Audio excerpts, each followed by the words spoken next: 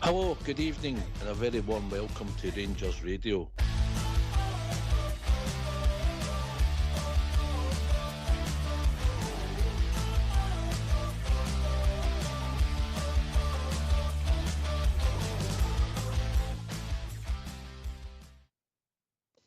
Hello, good evening, and welcome to Rangers Radio. I'm Southside, and joining me on the show this evening is my big mucker, Stevie, and AK, known sometimes as Sick Note. How are you, AK? One time. Evening Southside, evening Big Stevie, the techie team and everybody that's listening. And my mum and dad.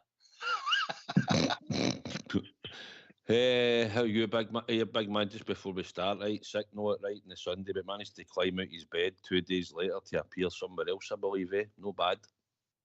Not bad at all. How are you, lads? Good evening to all the listeners. Aye, brand new.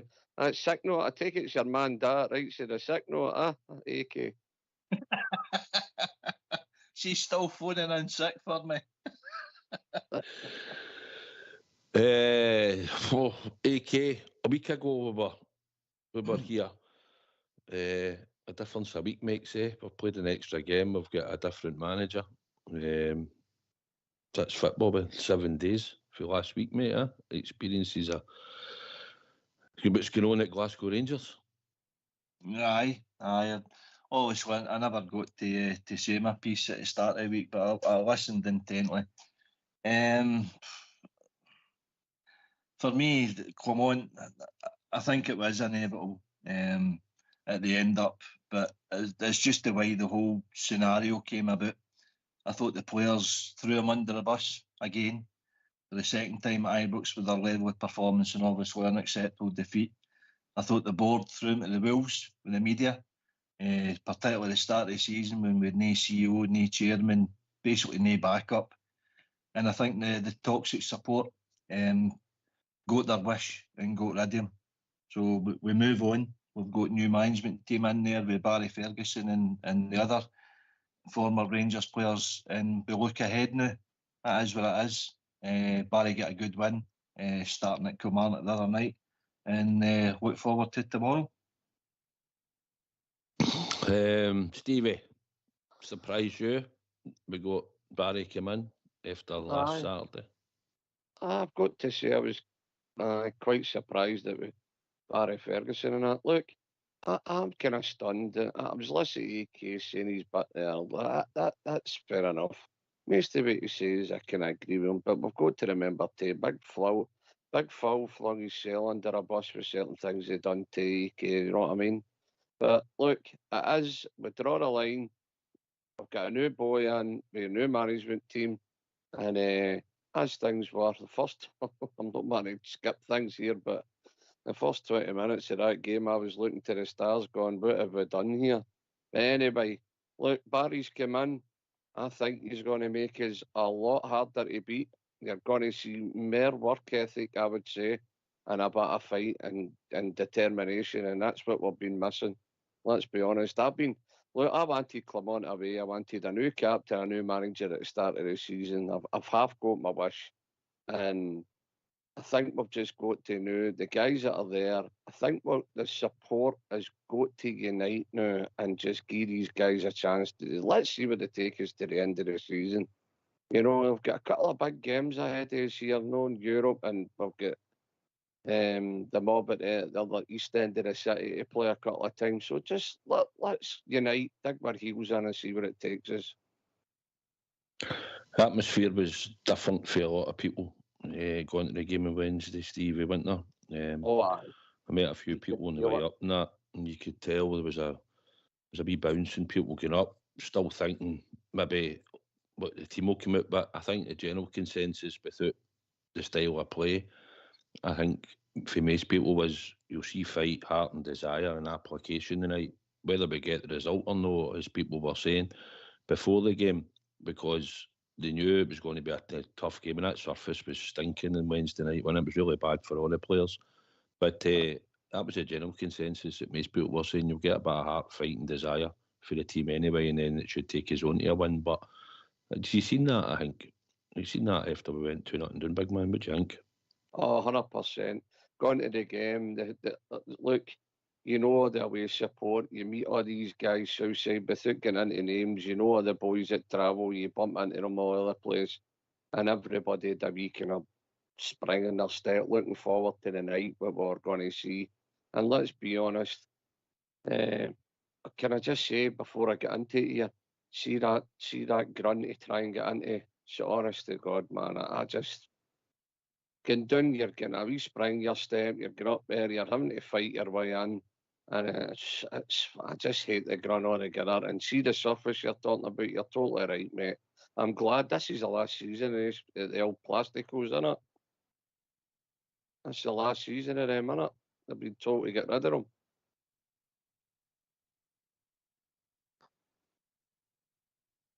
Aye, I think you're right there, Stevie. Aye, I think they gave the ultimatum to them, Livingston, Kilmarnock, Hamilton when they were there. But anybody coming up, I'm not sure what the situation is. Say if Falkirk get promotion, and they've got the 3G pitch as well, or the 4G pitch. So, but theirs is a far better pitch than the surface at Kilmarnock. But no, I think you could be right there, pal. So what happens, AK? So they get promoted, or they get another 12 months on theirs to get rid of it? Is that how it work?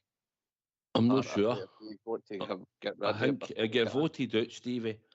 It get voted out. So I think the fact that it's been voted out, I think they'll have to change their surface if they come up. So I think half the teams in that championship are on plastic pitches, and the rest of them are on grass. It's split, exactly. Anyway, I'll tell you what today, if you two guys want to hit me out, we'll hear what the manager had to say quickly, the first wee part, and then we'll see when we'll get the phone lines opened. All right, mate. Barry, first of all, congratulations on the job. Thanks. First time speaking to you. Possible to get a squad update, including the injuries, just some of the longer term guys, Dujon Sterling, John Suter, etc. John Suter trained today, Dujon trained today as well, and Balogun trained as well. So I just need to wait and see the kind of reaction that they have after the training session. But it was good to see them back with the squad. As you know, we're pretty light defensively. But I'll obviously touch base with the doctor and the medical team in the morning. Barry, this Saturday will be your first game at Ibrox as Rangers head coach. Can you just tell me how you feel about that prospect? I'm looking forward to it, obviously. I enjoyed Wednesday night, apart from the first 30 minutes, that is. But, no, listen, it's not about me.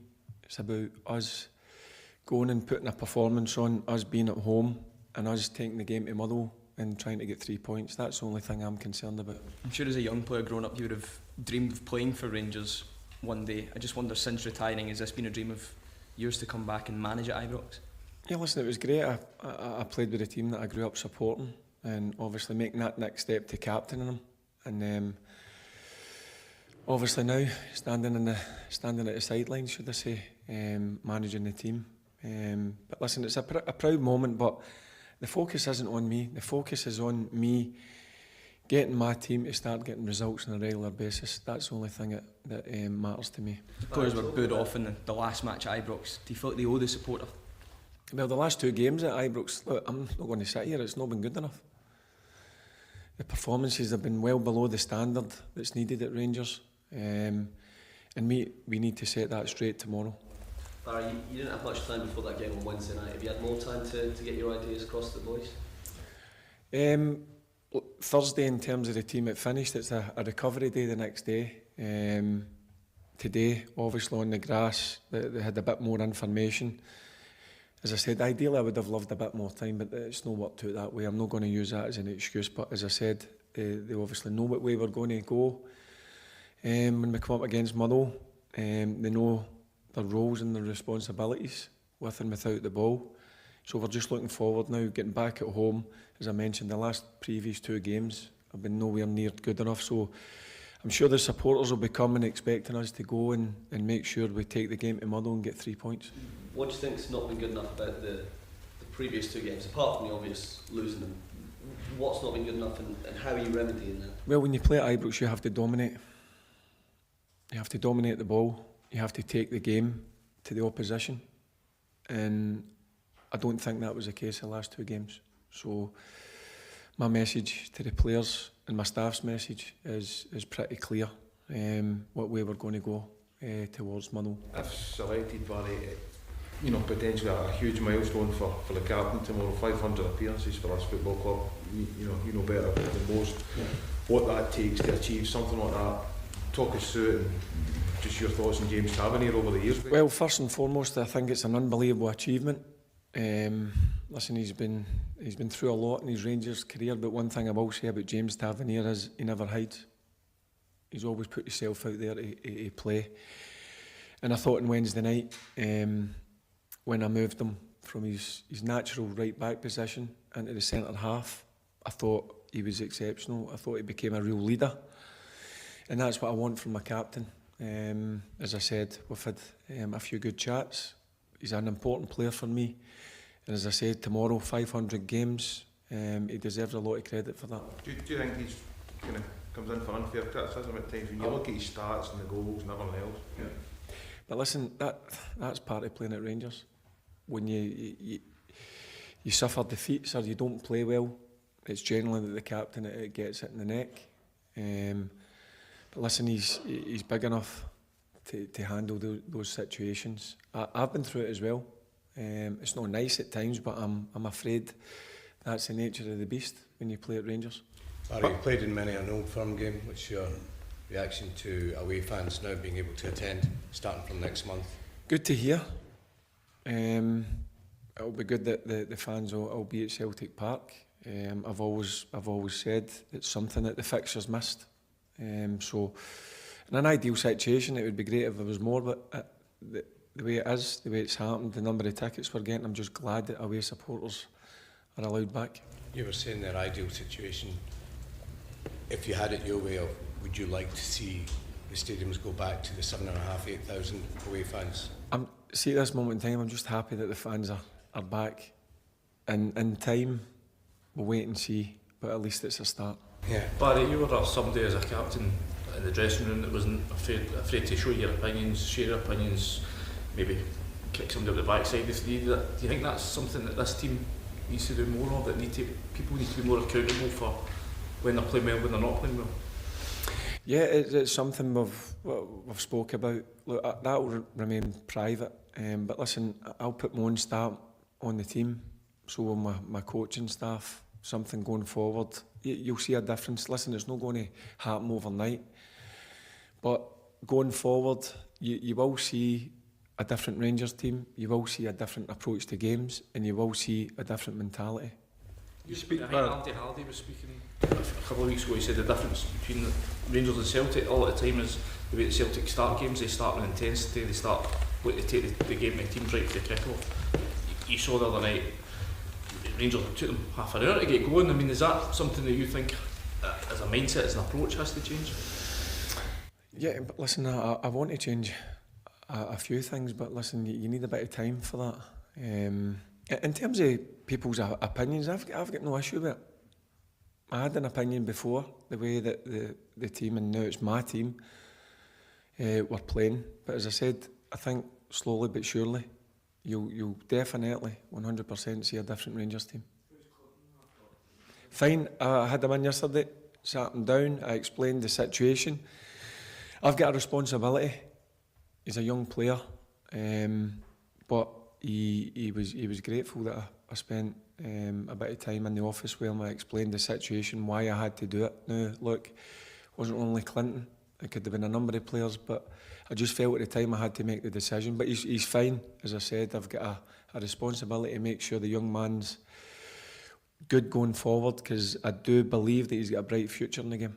But in terms of your responsibility and your role and other young players, how do you see that between now and the end of the season? Perhaps we have a view of getting them ready for next season. They'll be given an opportunity if they show. But listen, it's not a case of I'm going to throw a young player in just for the sake of throwing him in. He needs to show me enough on the training ground, and then if that opens the door for an opportunity to come into the first team, whether that's through maybe somebody not performing at a level I would expect, or maybe an injury or a suspension, well, they have to grab it with both hands. But it's clear that there is some young players here that I believe are more than capable of being Rangers players now and in the future.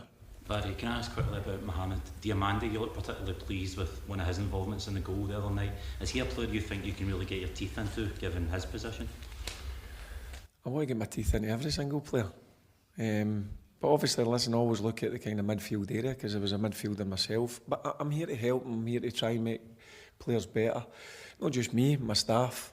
And he's certainly a player that I see a lot in. I think there's still areas of his game, should I say, that he has to improve, but he understands that. And it's the same with Nico. It's the same with Bailey. It's the same with all the midfielders.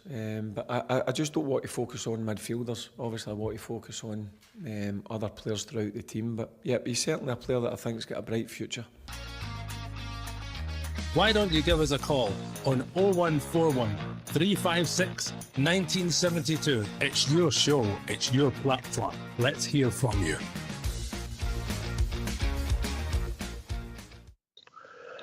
Aye, a lot to digest there, Stevie. A lot of keywords and a lot of stuff that we want them to say, and what we hope to see a reaction for the team and how he talks. But I think it was refreshing at the start for them to ask him a question on the fitness of players.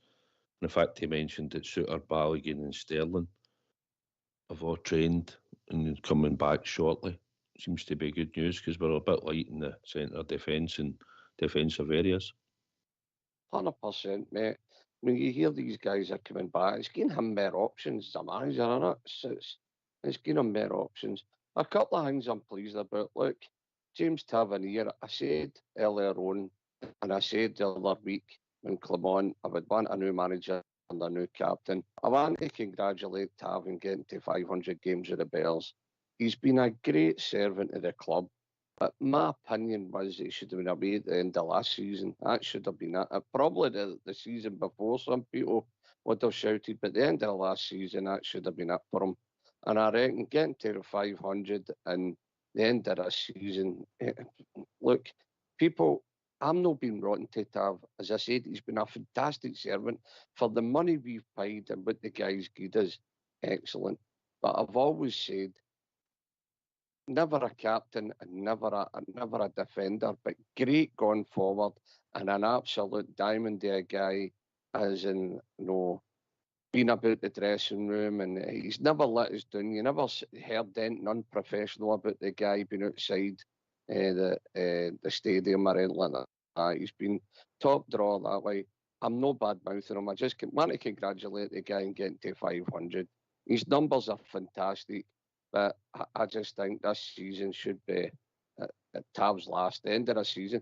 But look, a lot of good things. I'm glad we Barry got the young boy in Sella into the office and sat him down and had a talk with him. And I'm glad he sees the boys got a good future ahead of him and he just wanted to make things right.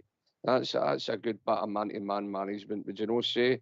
And also the fact that just talking in general, some of the ways he was answering the questions, that'll do for me. That's what I want to hear. He's not just want to play young boys too for the sake of playing young boys and all.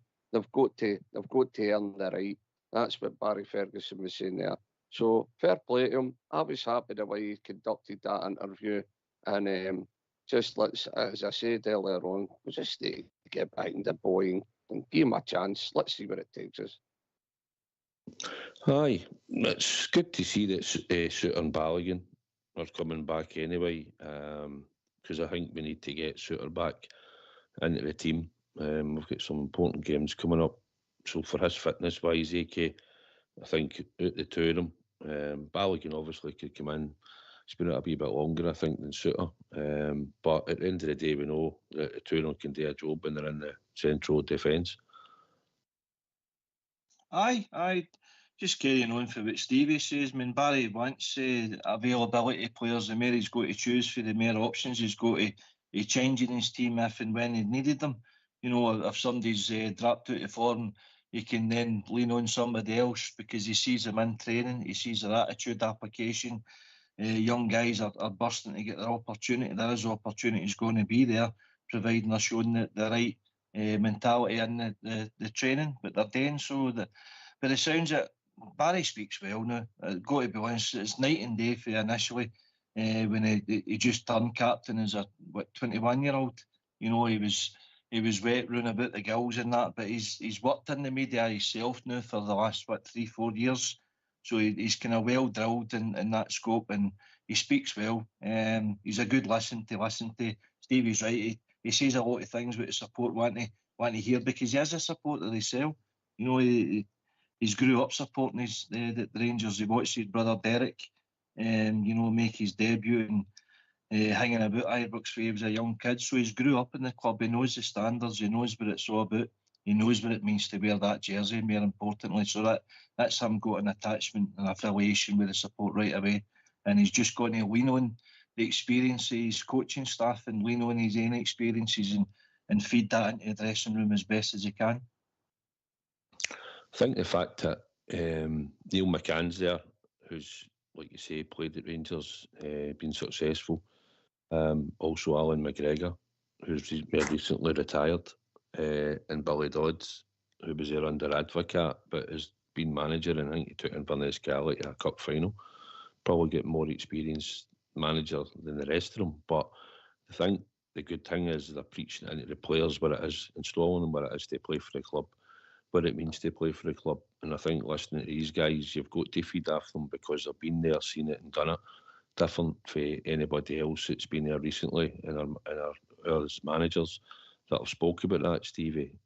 So I think when Barry talks, although he lacks experience in management, I think these players have got to feed off it, because everything he's telling them, he's experienced it, good times, the bad times, and also about responsibility, your role, on and off the ball.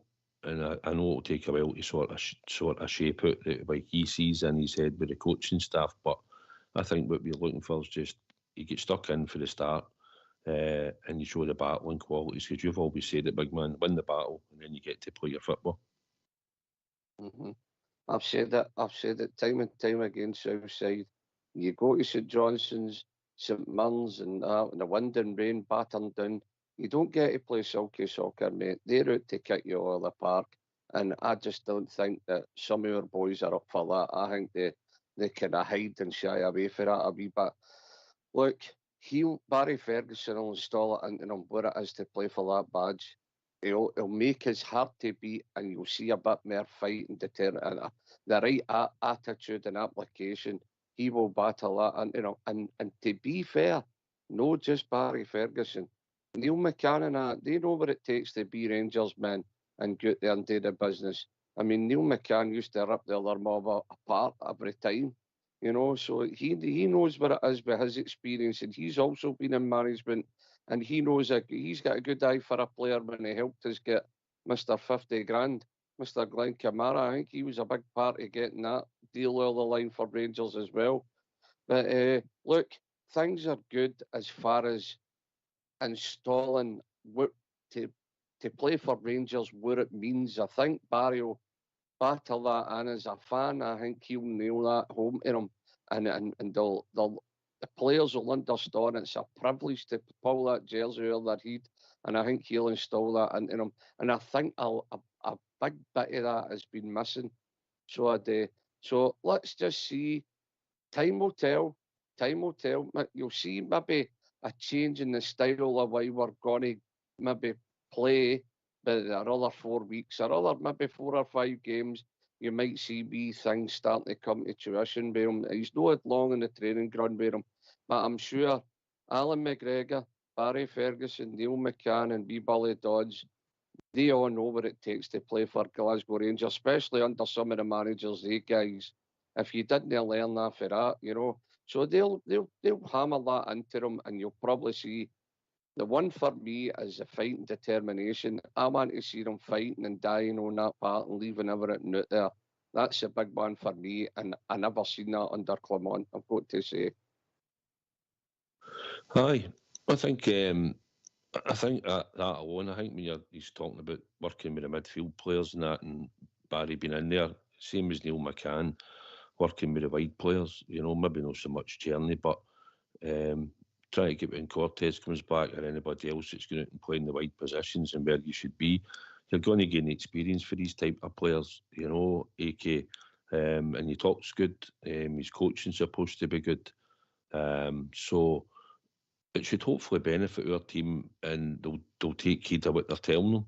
And it's just about them trying to adapt and put in a formation. But I think the Mora, he said himself, we're going to set the stall out, we're going to go for Motherwell, the Mora. And that's the way it should be when we're at home. We should be aggressive on the front foot.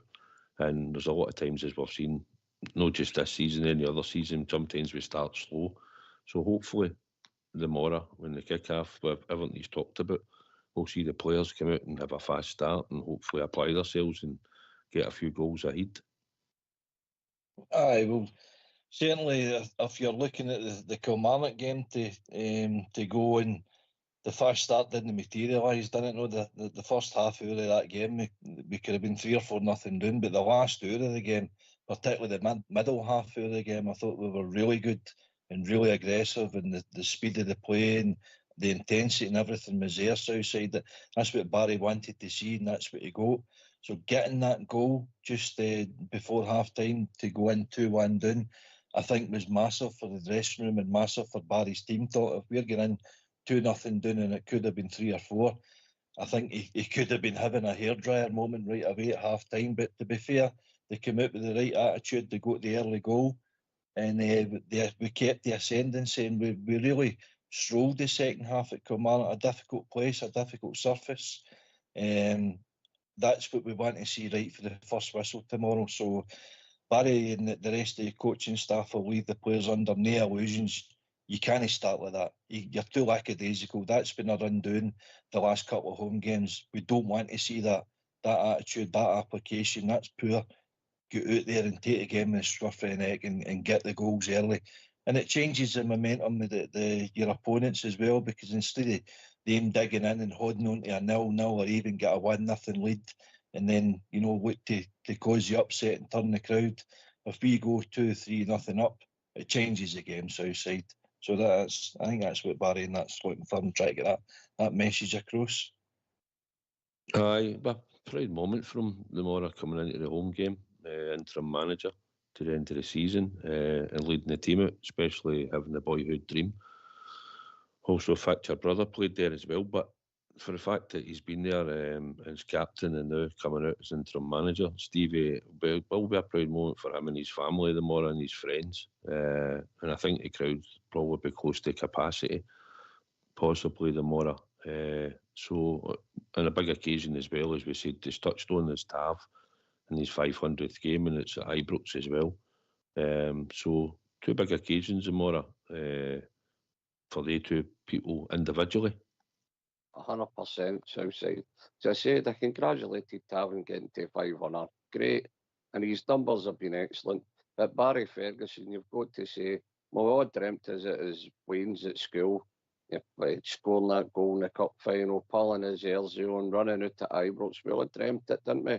He's lived the dream. He's been the Rangers midfielder and the Rangers captain, and knew the Mora he'll walk out an Ibrox. And what an absolute great wee family. And when you think of them, all blue noses, I mean, even his nephews out there in Italy, that'd be good if he could manage to do something there for us, wouldn't it? So, look, it's a great occasion for the Ferguson family, all gone there, and Barry being the manager. And it's down to the fans, us boys going to Mora, or the troops getting together and pulling together, and let's just get behind them. And let's see what it takes us. As I said, listen, can I also say about the game against Kilmarnock, it wasn't fear. Let's be honest, Big and Ciala get pulled off, but he was right in what he said. He said it could have been anybody. It could have been anybody, but the big man was like Bambi Nice, and he hooked him. So he wasn't fit. He wasn't fit to make that decision, and it changed the game. And fair play to James Tavernier, he went right back into centre half, and we just seemed to be that wee bit more comfortable, and things changed for us. So fair play to Barry Ferguson in making that. I mean, that's a tough decision to make, and he done it. He didn't wait. He just done it there and then. And can I say something else? Well, we're down 2-0, I think if Clement was there, we might not have recovered for that 2-0. So I just think we might have scored one or whatever, maybe got a draw, but and no way under Clement would we have won that game the other night. No way after being 2-0 down. You've seen a bit of fight, desire, a wee bit more application, and we're out comfortable winners. And if Big Cyril had his shooting boots on, no blaming the boy or anything like that, because he got man of the match, and rightfully so. And for his 2 goals and his application, I thought the big man led the line well. But wee Barry, it was the slow in making that decision. That's what I liked about him. You just see something different there. He just went, this isn't going to work. We're a bit shaky at the back. And we were getting bullied, guys. Let's be honest. Robin Proper and Big Inciala. But listen, they're not the toughest boys in the world for the Scottish game. And I just thought at times they were getting a wee bit pulled about. So he changed it up a wee bit and it worked for us. And fair play to Barry Ferguson. But tomorrow, you're totally right, Southside. What a big day for both guys. James Tavernier, 500 appearances. And I don't know what his apps are now, how many goals he's got and everything else. So, but listen, he's been a great servant to the club. And I'll be starting clapping the boy anyway. And Barry Ferguson, I'll be there to clap him and cheer him on the rest of the season, try and get behind him. And you had forgot something else, Armed Forces Day and all tomorrow. Ibrox. Tension. Right. Don't know if I was a big light gun or no something. I think because it's get quite a noise off it. I think they've maybe pulled that now, but it's always good Armed Forces Day at Ibrox, and I'm sure there'll be a good display tomorrow as well, Kia. I'm looking forward to it, mate. Going myself tomorrow, weekend off the ball, so I managed to get my ticket through my good pal up in Larkcourt. So looking forward to the game and looking forward to the display of the Armed Forces and that again. Was there for Clement's debut 4-0 against Hibs, so I'm hoping for same again tomorrow. That'd be nice. Aye, always a good occasion. As Stevie was touching on there, AK, when we had to about Clinton Enciala, I seen James Tavernier after the game talking to him, and I think Barry explained that he'd had him in and spoke to him as well. Like we said, as Stevie said, at the game it could have been anybody. He could have took off, if he took Proper off, he wouldn't have said no. I think if we had 2 fit centre-backs, he might have took the 2 of them off. But aye, they were physical at the time. Stevie said, AK, what you expect for Kilmarnock. They were knocking the ball out to the boy wide right to he'd flick it on, and they were physical on their centre-halves. And then once the second goal went in, and then NCL sort of got that wee nudge, similar to what happened at St Mirren. It's always easier to take the young boy off. But I've seen, Stevie might have seen it, I don't know if people seen it on the telly, but he called Tav over and had a word with him, and then within a couple of minutes the substitution was getting made, so he obviously told him what he was doing. But it was the right move, and hopefully that we'll see him again, maybe even if it's this season. When you let him boot for too long, let him get him to come back in or get a game at some point again before the end of the season, just to get his confidence back. And because he's a good player, he's just at a wee bit higher level at the moment, and he's been exposed in a couple of games, and he's managed to cruise through a couple of other games, as we said earlier on when we were talking about Mickey. Aye, listen, it's good management for Barry and his coaching staff. I think Neil McCann was the big influence on that decision. Obviously, we were getting pulled ragged in defence. I was actually listening to Craig Moore earlier, and he said that on his debut for Advocate subbed him after 26 minutes. I think he says it was Hearts it was playing against. It's a bit of character building. It's how you react to it. You react in the right way. You have a word in there with the captain, the manager, the coaching staff, the senior players round about him.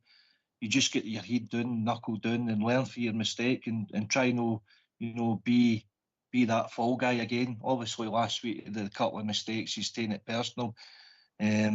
Might have no played them if it had been any other manager, but it's down to the availability of players. If you've got Suter there, if you've got Balogun there, somebody else, Sterling even, to come in there. He might have found them left out of the starting lineup, but it's all a learning curve. He's an early age to recover for that and to develop. Craig Moore did.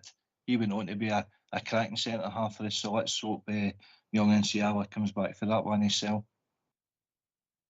By the way, can I just say, guys, I don't know how you feel yourself, listen to Albert, but see the tactical change. See, for me, Tavernier was causing a lot of that issue. We roaming up the park again, and the two central defenders were getting pulled across to cover him.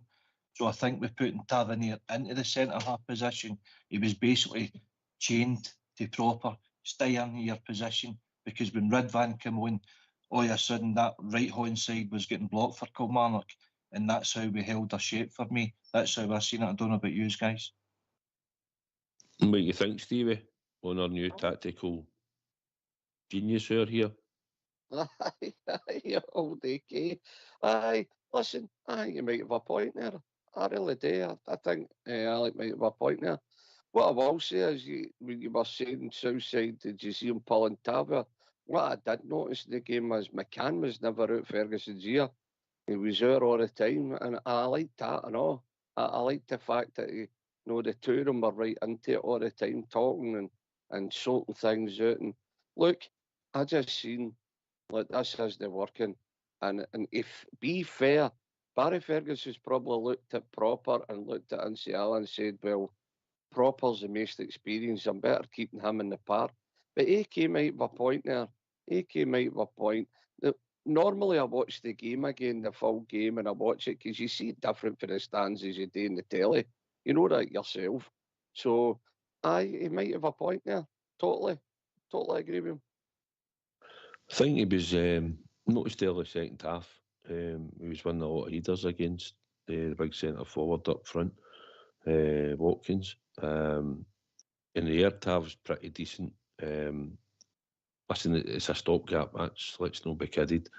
If he's going to be used there, the Mora, Shooter or Balogun, whatever, he doesn't want to play Fernandez or start him, then I think Tav will play centre half the Mora, but it's more or less a stopgap. But I thought he done really well, if I'm honest. His Dessers, I think, scores 2 goals. For me, I would have gave him man of the match, although he was rotten in the first half, but a lot of them were rotten in the first half. Although we could have been into each Stevie at half time. But I gave it to Dessers just because of the 2 goals. But I thought Tav did go in there, and I thought it nullified their sort of threat. I know we took control of the game and scored at the right times, just 50 odd minutes and 60 odd minutes. And I think when we done that, you knew there was only going to be one winner. But I think Tav played really well in there, and I think if Dessers doesn't get 2 goals, I would have probably said Tav in his second half performance was probably our best player. Well, look, you had Diamande too. He had 2 assists. He played 2 great balls. So, look, you could have picked in the second half, you could have picked a few of them. That shows you how good they played the second half. But I've got to say, Big Desert, for me, Big Desert's got Barry the match for his 2 goals, and he had a lovely touch and playing a part in the 4th goal too. So he did. But no, he was flinging himself about Big Day. You could actually see the big man trying his heart out for it, and any other day, he could have had a hat trick easy, by the way. 110%, he could have easily took that ball up the road with him. Oh. He was unlucky that I probably thought he should have scored, but in the one just near the end of the first half, I thought he could have probably scored, but it's just Dessers for you. But he's hit the 20 goal mark again, AK. 42 goals in all competitions in more or less 18 months he's been here, isn't it? It's no bad stats when you look at them. You see the good, the bad and the ugly. Dessers there in the one game, the 2 first half misses, you're like, he could have been hooked at half time if we'd we did have Danilo in there, but obviously he's went out there, gave them a rollick and get out there and maybe give them 10-15 minutes and see how they respond, and they got the response that they were looking for. His header well. Wasn't it much movement when you seen it? It was a wee bit slack defending after Kilmarnock, but that wasn't Dessers' fault. He found himself free either, and aimed it down at the keeper. Keeper's feet couldn't shut his legs. But the second goal that he scored was a sublime, brilliant ball for Ridvan to find him. But I've got to give Diamondi excellent praise too with yourself there, Steve. I thought the pass that he had through for Czerny was weight perfect, and also to find Bizrami. And the thing about it, speaking to my dad earlier, hit it early on that surface and don't give the keeper time to set. That's what Dessers did, and that's what Bizrami did. I think we need to learn to do that. Shoot on sight. Kilmarnock do that quite often, you know, because sometimes it skips off of that surface. But all in all, if 2-0 down to win 4-2, aye, Barry and his staff can be pleased with that performance and start. I think it will be interesting, as you were talking about with Diamondi, because I did like him, and I think he's had some good performances in Europe. I think in a lot of the league games he's been a bit disappointing. Dundee United away was decent. In a couple of other games he's done a lot of running, but wasn't always on the ball. But was running off to let space for other players. But I think if he's going to slightly tweak the system, Stevie, I'm hoping that we'll see more of what he's talking about, like when he's breaking the lines and making the pass, maybe more involved for the middle of the park. And I like him because he likes to go and run a lot with the ball and carry it, but for a while he wasn't doing much. But I think if he's tweaking the system and players are going to be moving into space and whatever, it might help his game. And it certainly with Czerny moving and Bizrami running off him, he certainly executed the passes for him to finish. Listen, Diamondi, to sum Diamondi up, look, is he going to get better? I think so. He's finding his feet with the Scottish game. He's building himself up. That was 2 great balls. You know, no panic, lovely ball. Especially the first one, perfectly weighted right onto Czerny's boot. And the boy had plenty of time to look up and pick his spot. Total class. And then we seen Diamandi was at Nice against Nice with the wrong choice. He played it to the young boy Igaman, and he could have played it to Czerny to the right. I thought he should have played it to Czerny that time. You know, a wee bit of choice making there. But look, is he going to get better? Of course he is. Is he going to be a better player for his next season? I definitely think he will. He's finding his feet. I mean, he's taking a bit of abuse in there after Ferner's sons are all kicking, and the surface doesn't help either. I know, listen, I know the surface isn't an excuse. It's the same for the 2 teams. I get that. But when you're playing on it every week, it gives you a bit of advantage, doesn't it, when you're playing on it every week? So, but look, Diamondi, he's a good young player. He's got legs. I would like to see his heat. You know, they do that heat thing today, where he was in the park, because he was all over the place. He really was all over the place. And for his 2 passes, look, I'm giving him pass marks anyway. He was good in the last game. As you said, he's blew hot and cold a wee bit south side. I mean, he was brilliant against Dundee United. He clawed his back into the game with it, no? And with a brilliant goal. But look, I think he'll be a lot better player for us to run on. And next season, you'll see a total different player altogether. Right, okay. Well, hopefully we'll get some callers in our team today. We'll listen to the second part of Barry's interview, and then hopefully we'll get some callers in before we go to the tune at 9 o'clock. So if you 2 guys would like to hit mute, we'll hear the rest of Barry's interview. Just on Motherwell as well, they've got a new manager. Does that make it a little bit trickier trying to prepare for this game, or is it all about what you do at Ibrox? Well, you've got to be respectful that the new manager's in. He's playing slightly different. But my main focus is on how we approach a game. We're at Ibrox, remember, we're in front of 50,000 fans. There's expectations and demands, and we need to go and match them, and we need to go and make sure that we take the game to Motherwell. I don't think Motherwell will come and lie down. I think Motherwell will have a game plan and try and obviously get something out of the game. But yeah, my focus is on my team and how my team approach the game. And we've spoke about it today on the training field. We spoke about it in the dressing room, and then they'll go away tonight and we'll come in tomorrow and we'll go through a few other things, and then 3 o'clock you'll see how we're going to approach it. You spoke about trying to dominate games, Barry, at Ibrox. Has it become too easy for teams to come to Ibrox in the last few months? Yeah, I believe so. I think when you're playing at home, you're the home team, you've got the fans behind you. Come to Ibrox, and we looked a bit timid at times, if I've been honest with you. And that has to change going forward. We need to be the dominant force. We're the home team, not just at home, but away from home as well.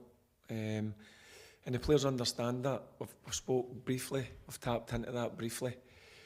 And as I said, you'll see a different Rangers team that you've seen in the previous couple of games, that's for sure. It's interesting because a lot of the opposition teams now say that they go to Ibrox now without fear. Yeah. Is that you want to install that fear back into them again?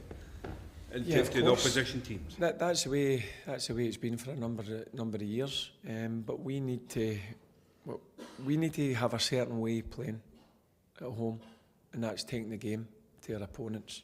And I've not seen that in the last number of weeks. And going forward, that's something as a staff and as a playing squad we spoke about. We went through a few things. As I said before, I don't want to sit here and kind of sit with my players and go through so many things. It's a short period of time. There's a lot of games over this week, but next week it'll be better. I'll be able to get a few days on the training ground, and we can obviously work in things that I see that can improve and have to improve if we want to be a consistent winning football team. Barry, Oscar Cortez, is he available? Sorry, Oscar Cortez. Oh, sorry, Oscar's another one. He's trained the last couple of days. Again, he's been out for a lengthy time. I just need to obviously see how he goes, how his reaction is. But I just want these players fit, back available, because I really need competition. I need competition for places, because when you go out there, when I pick a starting 11, when you're in that starting 11, you need to earn to stay in it. And when you've got people on the sidelines and even people in the stands that are not in the match day squad, I believe if you want to be a team that are going to be strong and going to be consistent, you need competition. So getting these guys back over the last couple of days has certainly it's brought a bit of a smile to my face, if I'm being honest with you, because the squad was a bit low in terms of numbers, but now we're starting to get them back. And as I said, they've come through training, had a tough training session today. Hopefully the reaction's okay tomorrow, and then at the start of the week, hopefully I've got a full squad to pick for. Barry, you touched there on your time as captain in this club. You've now done both. What's tougher, wearing the armband? I'll tell you at the end of May. I'll tell you at the end of May. But listen, as I said, Andy, I just want to embrace this challenge. I'm going to give it everything I've got. My staff's going to give it everything, and so is the group of players.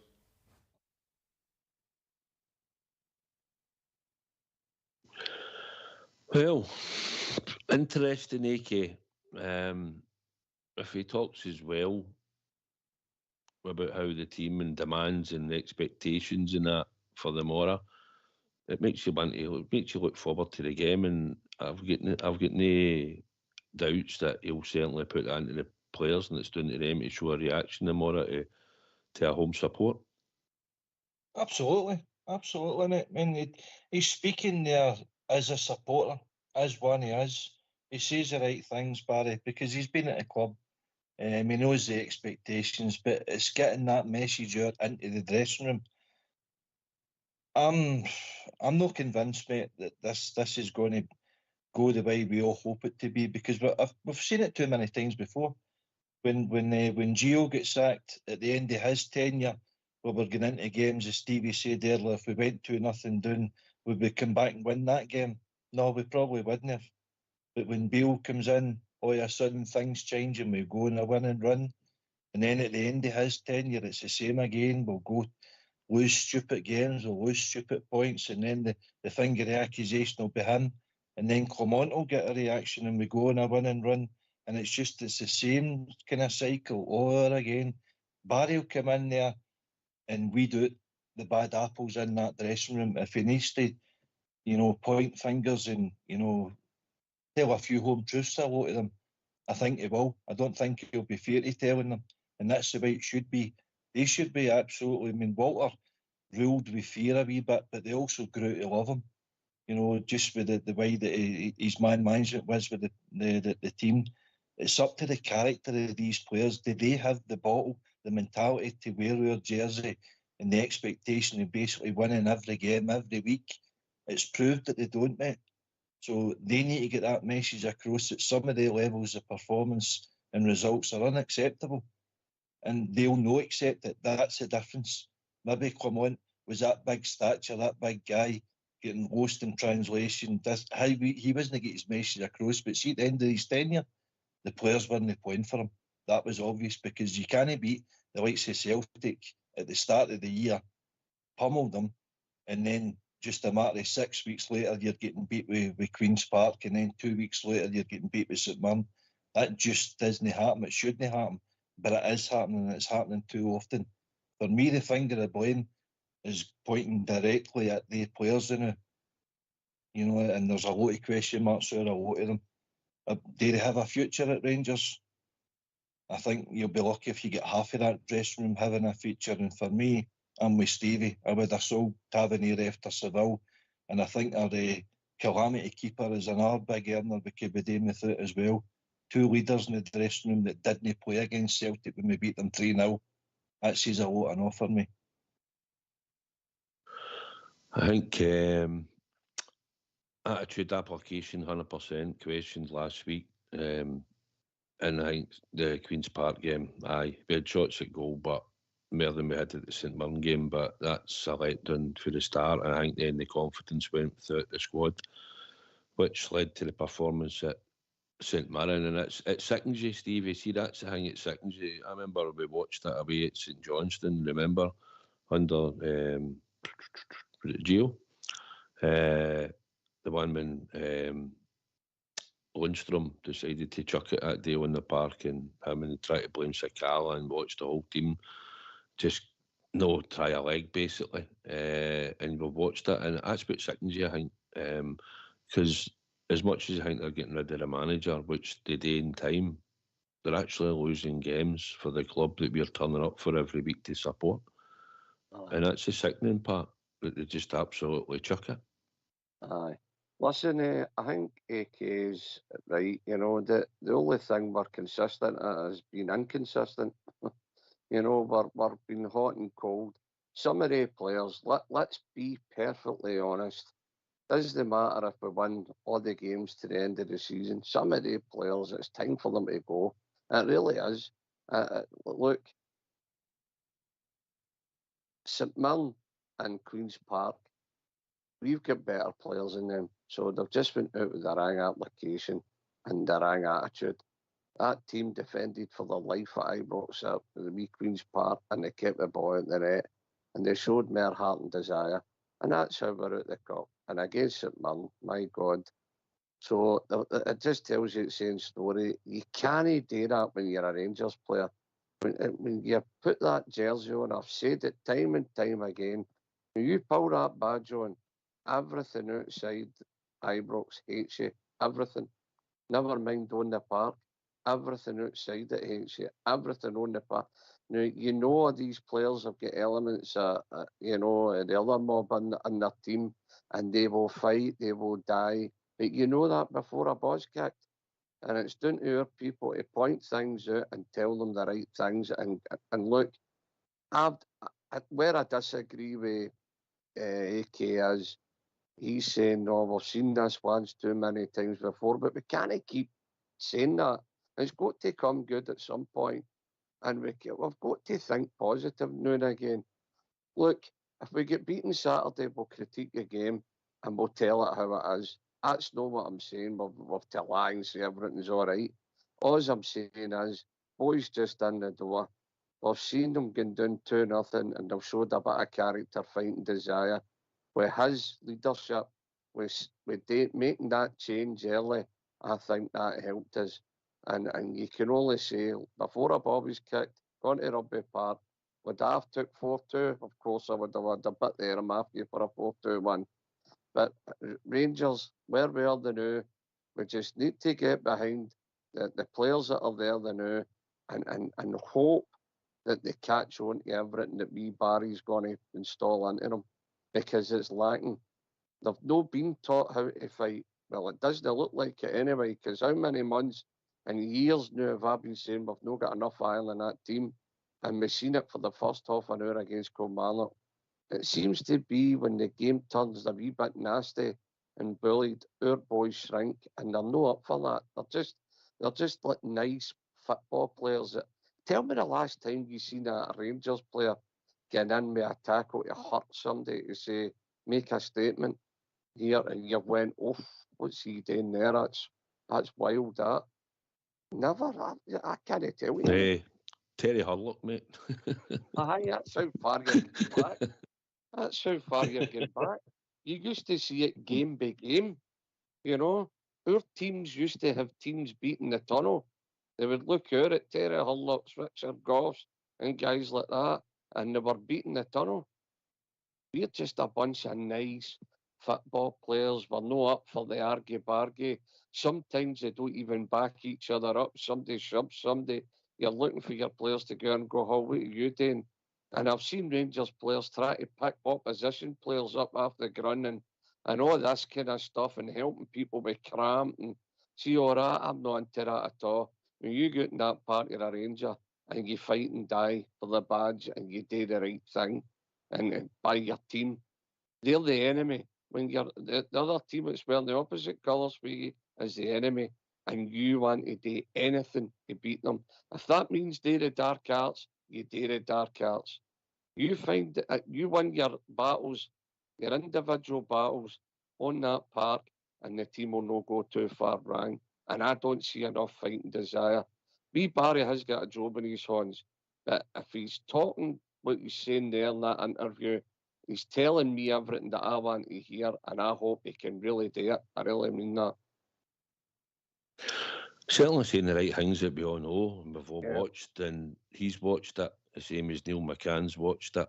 Probably Griggs' no bothered that much, and Billy Dodds was doing him. But listen, they know what it's about, and I'm not expecting this Rangers team to go out and win every single game at the end of the season, because if they could go on a run like that, they'd have done it throughout periods of this season, and that they've know at times. Our home record's been good, AK, right? Apart from up until the cup game came along, and then the following 2 weeks later, the league performance goes in when the players don't turn up that day. Up until then, at Ibrox, we'd done well. Performances weren't always great, but we'd only dropped 2 points to Dundee United at that time. Aye, you're right. You're right in that essence, but listen, the Rangers, as you know, the Rangers support don't want to hear that. See, we got a bad loss, Queen's Park, first time in our history, I think, ever they beat us. We're not interested in XG. I'd be two-faced if I think I didn't say it. When Michael Beale was coming out with the XG and the shots that go and the attempts and the possession, the court, Rangers supporters don't want to hear that. And that's where Clement just didn't get it. And supporters were getting fed up with it. He didn't help himself. But they players, make no mistake, they threw him under the bus big time because they were fed up. Relationships had obviously broke down. I think the takeover thing, I think they would have been quite happy to keep Clement and pick things over with minimum change to the end of the season. But I think the players made up the mind of the directors that they had to make change. They couldn't afford to have an empty Ibrox. So Ox is right in that sense. He's been saying it for a few weeks here now. Everybody's got a breaking point. Some are a lot earlier than others, but the change has been made, so we go forward. I'd love Barry to be successful. I really would, because I loved him as a player. I loved his attitude. his arrogance, his confidence on the park, his leadership qualities, and he's bringing that into, the management, and he's got good guys that he can trust round about him. So I really hope he does make a success at Southside, but I question marks are there a lot of the players in that dressing room. Aye, well, tune time. Any preference, Stevie? Aye, give us a sash. That'll do me. Well, I don't know what's coming on this evening, but if you two lads would like to get on mute, it's tune time.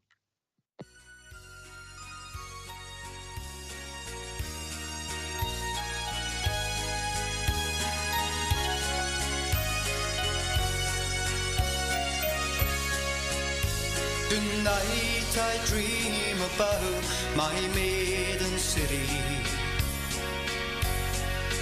I'll go back to the days I spent there as a boy. I dream about the friends I left behind me in my city, Londonderry on the foil. Well, my mother, she writes to me here twice weekly, and she tells me all the things are going on, and she tells me of the bombings and the shootings in my city, Londonderry on the foil. But tonight I lie upon my bed, I'm dreaming. I am dreaming of the friends I left behind, and I dream about my sweetheart and the fountain in my city, Londonderry on the foil.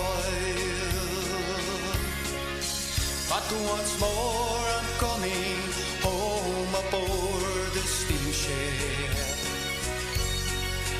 On Loch Foyle once more I'm passing by Culmore,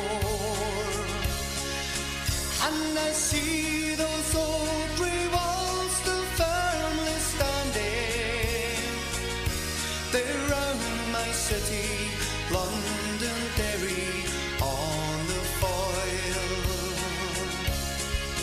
I can see the old cathedral, it's still standing. I'm not far away, the old memorial hall, and I see the crimson banner, it's still flying. Where? Over my city, Londonderry on the foil. Over my city, Londonderry on the foil.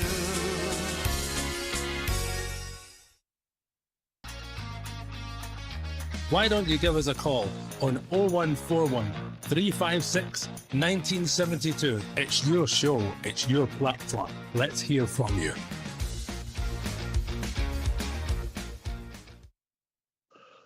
He's back, chaps. Yes. Yep. Fantastic.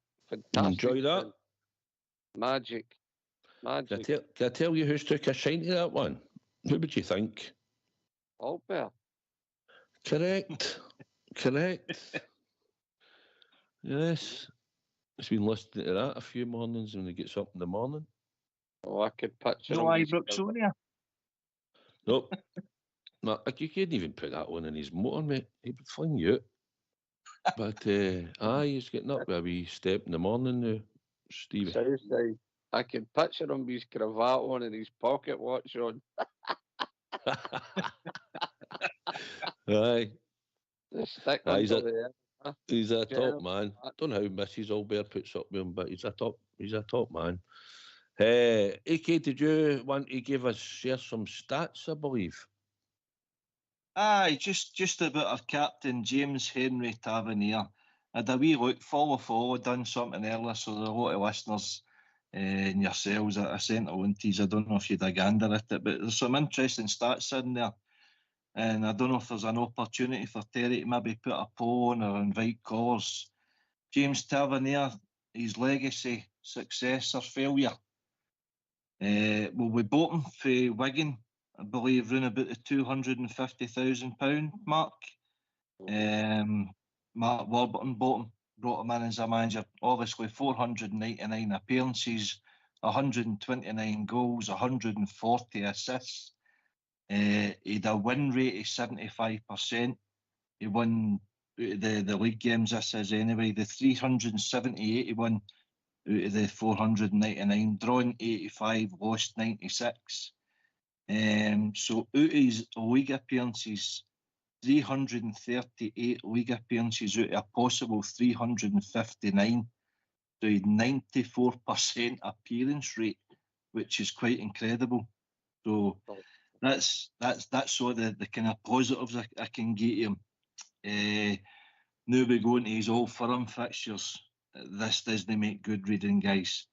He's played Celtic 39 times, we've won 9 times, drawn 5, lost 25.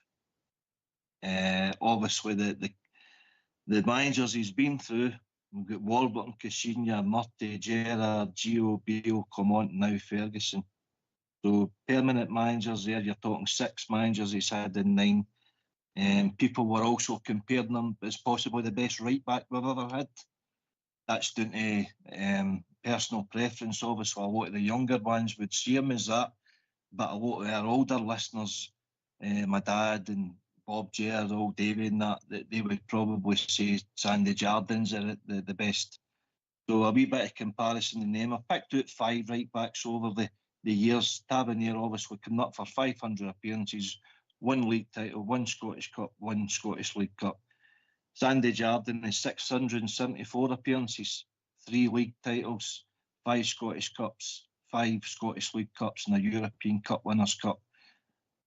Gary Stevens, 46 caps for England, 246 appearances for Rangers, 6 league titles, 1 Scottish Cup, 2 Scottish League Cups. Eric Caldo, 407 appearances for Rangers, 40 caps for Scotland.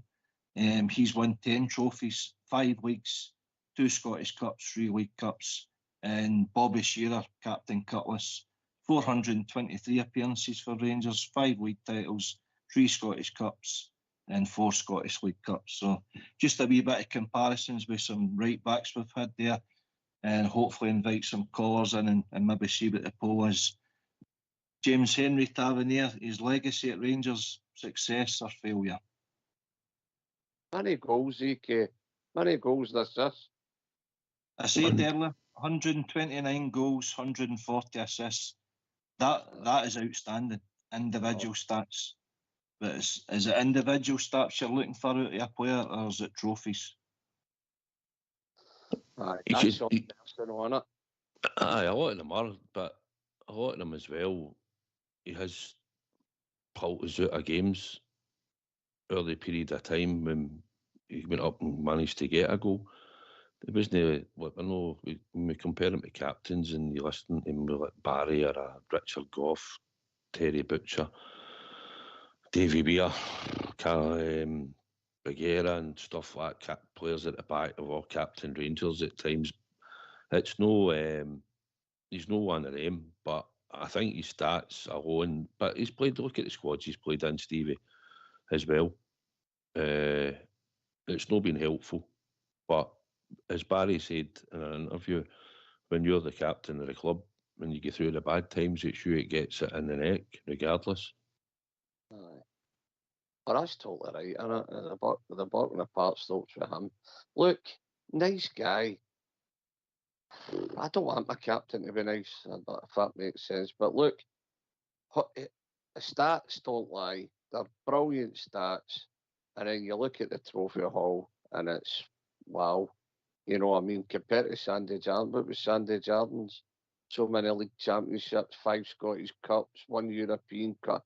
So if you're looking at it that way, you know, Sandy Jardins, you know, he's a man. If you're looking at it cup-wise, if you're looking at it on a personal basis, as in personal stats with goals and assists, then you'd look at Tav.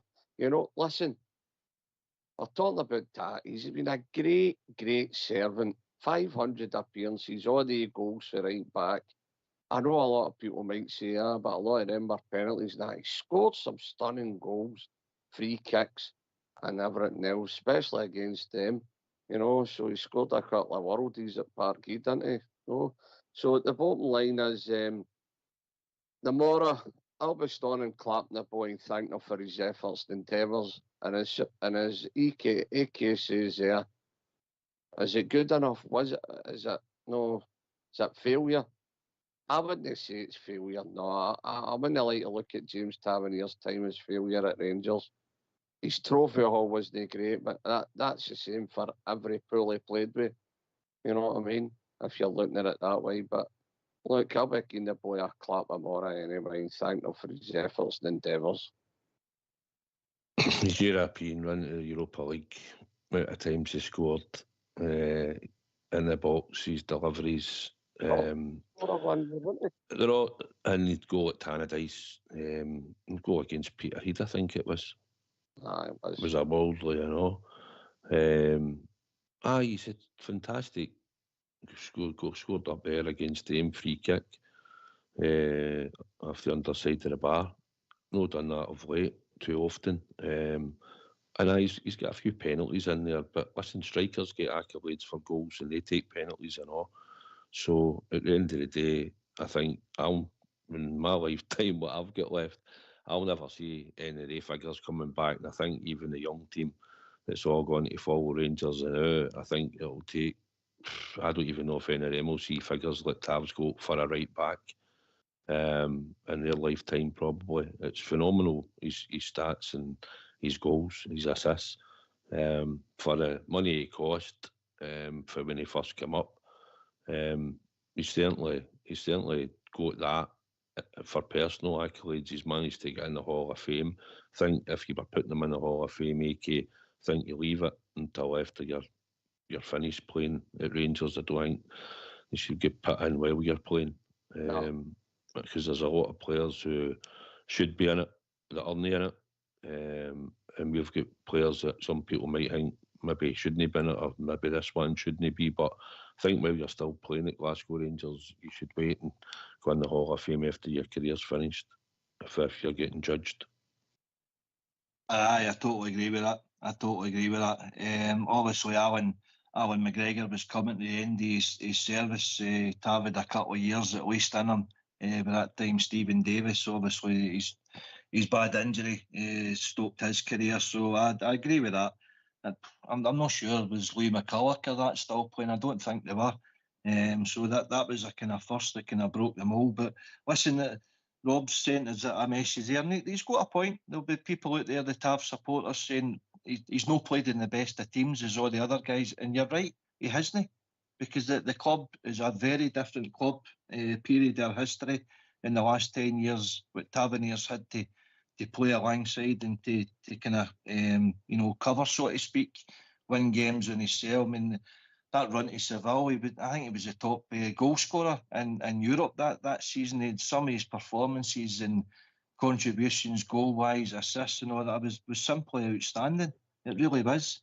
It's just, it's subjective. It's a very, very bad period in our history. He's getting singled out there for a lot of the blame, sometimes unfairly.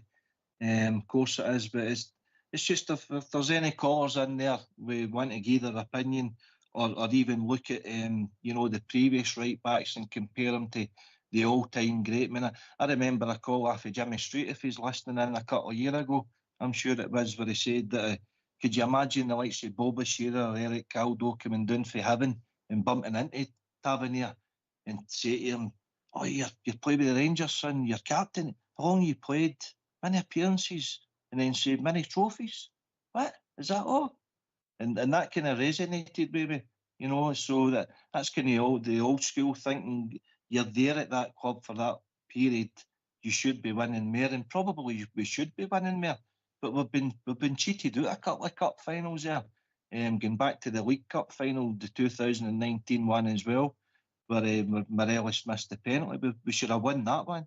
We should have beat Hibs after beating Celtic in the semi-final. The very first year, I'm sure it was him and Cal McGregor played against one another.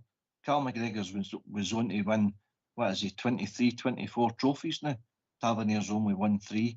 So it's the wee comparables that's what kind of stops them from being in that legacy for me. But it's only my opinion. Other people might have a different opinion. Can I ask you a question, Southside? Aye, on you go, mate. You're talking about the Hall of Fame. Who's the guys that you think should be on it? Is one of them Jim Forrest? Aye. Aye, I had a fair idea. That's why you said that. Mm-hmm. See, Kay, see when you go to the away games, you sit at the back of the bus and you read between the lines, you see? Aye, you're learning. By the way, would you believe Gary Stevens isn't he on that Hall of Fame, or Trevor Stephen?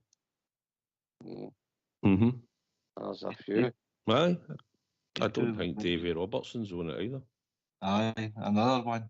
Aye, why no? Part of 9 in a row team, isn't it? So I don't know how they do it. I think they've got a committee or something. I have mentioned it a few times, as I've said.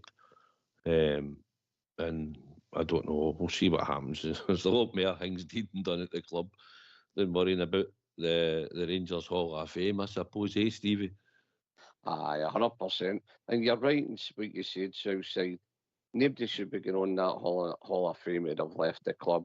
See, that was wrong. That's wrong. That's like giving somebody a trophy before the ball's kicked. Oh, that's not right. They should leave the club, and then if the people within the club think the boy's done enough, then by all means. But I'm no for that. Well, a player's playing with the club getting inducted into the Hall of Fame. I think that's something that comes after. Well, I don't know if you checked your emails today, but the emails are out to go up to play separate entity. Emails are out today, so there'll be a ballot coming out shortly. What did they get outside? What was the final total? Because they're not good as a number. They've just said a percentage, so what's the percentage? It's 2,700, I think. And what do they get? They'll get about 2.5. What the European allocation's been. Aye, I see. For what Tottenham got. Aye. And what Fenerbahce will probably take. And that'll be the 2.5. But I think we're getting 2,700. I think the email said, I think it's 2,740, I think it said. So the emails come out today for that. I dare say people will be a wee bit annoyed knowing that they're coming to Ibrox, but that's what's going to be happening for the next game against them, Stevie. Aye. Oh, listen, let's be honest. It's good to get back. It's been missing on it. The two sets is as much as you don't like looking at that mob, know what I mean, in your stadium, but the bottom line is it makes better atmosphere, and it's no fair for the guys that travel away everywhere to see Rangers, and that's one of the games that they would all love to go to, you know. So it's good that way, but I can see other people's point of view, wanting to win the stadium, you know what I mean? Anyway, that is what it is. And I don't know how, if we're getting 2,700, they're getting 2.5. Their stadium's bigger than ours. Oh, is it no? Is it no over the percentage of the stadium? Aye, well, listen, it's going to be I think it's 2,007. I'm not 100% sure. I did read the email because I had to apply. But, no. Are you all right? Aye, you. What's that? Are you all right for a ticket, or what? Is yours in? Aye, I've applied, so I'd like to think I'll get one through my chairs, aye. Right, okay. I don't know how they're doing it. I don't know if it's gold only or what, or the top tier in it doing. I don't know. But I'd like to think that we're getting at least that amount. We should be getting one. No, that Not everybody wants to go, Stevie, which is everybody's prerogative. Aye. Oh, aye, if I get a ticket, I'll be going. I love it. I love being outnumbered. I love it, man. Donald Trump will get used to one. The thing about it is it'll be interesting to see how the date going forward, because we was only getting 800 tickets when we were going before. They had us up there at stupid o'clock, trying to get you in there for 11 o'clock for a 12:30 kickoff. That's right. So I don't know if they'll be applying that rule again or what. I dare say it probably will be applied, no doubt, or they'll try and enforce it. But you always get latecomers and stuff. I mean, it does happen, but I think it's the usual. They're going to try and shut the road off. Aye, they'll make sure you're on there at some point at a certain time, and then they'll kind of just barricade us all up and marshal us up. You know what I mean? It'll be the usual scenario. But anyway, it'll be good, mate. It'll be good to go there and beat them, get one of them. That last game, you're only good as your last game, and you? We absolutely thrashed them, absolutely done them big time. So we take that in there, and you've got 2,500 bears.